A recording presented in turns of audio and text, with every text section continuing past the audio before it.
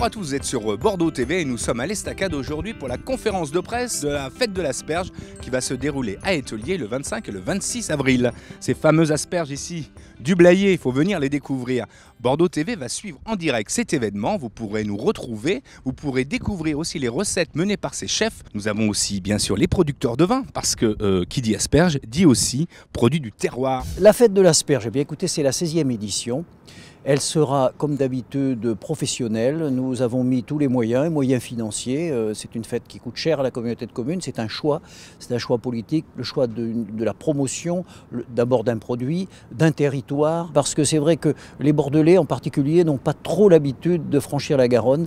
Et donc, on essaie de leur donner des prétextes. Et la fête de l'asperge en est un, puisqu'on a toujours 10 000 personnes. Donc il y a des choses qui aujourd'hui rencontrent vraiment le public, en particulier tout ce qui concerne les démonstrations culinaires. Donc on a 6 ou 7 grands chefs étoilés de Bordeaux qui vont venir présenter leurs recettes, et ça devant le public pendant les 2 jours. C'est un plus. Nous avons des animations musicales. Nous avons bien entendu de la restauration sur le site pendant ces 2 jours. Nous avons des ateliers pour les enfants qui sont nombreux et diversifiés parce que nous sommes aperçus qu'il fallait aussi que les enfants y trouvent leur compte. C'est vrai que nous sommes sur des sables noirs, une asperge qui est tendre, qui est douce. Elle a aujourd'hui un label, indication géographique protégée, une IGP qui permet effectivement de l'identifier au niveau national et international. On a travaillé 15 ans sur ce dossier. Aujourd'hui, il est abouti.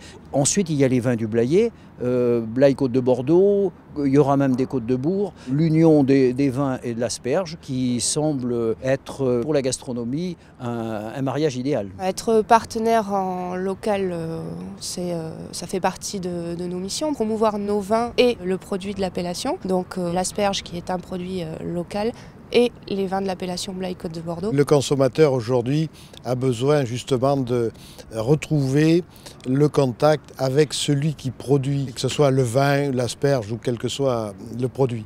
Parce que c'est, même s'il en parle un peu comme moi en bafouillant, il en parle avec sincérité et avec son cœur, avec ses tripes. La fête de l'asperge, au plein milieu de la période de récolte, c'est un événement incontournable, indispensable.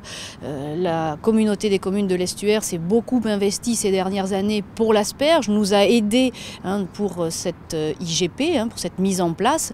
Et avec la fête de l'asperge depuis 16 ans maintenant, c'est toujours une réussite. Ça nous permet d'être en direct avec le consommateur. Les gens peuvent venir auprès des producteurs, leur poser des questions. Les chefs sont là pour sublimer l'asperge, pour donner des cours de cuisine. On est vraiment dans l'air du temps. C'est formidable dans le sens où ça réunit différents producteurs et en même temps sont des gens qui n'ont pas forcément la capacité de commercialiser leurs produits. Et je trouve qu'on ouvre un petit peu les portes justement de cette région, et l'asperge est quand même le produit phare, on va dire, du Blayais, avec entre autres d'autres produits comme le vin, comme aujourd'hui l'agneau de l'estuaire, comme pas mal de produits très intéressants pour nous, chefs de cuisine. Qu'est-ce que tu vas nous faire comme recette?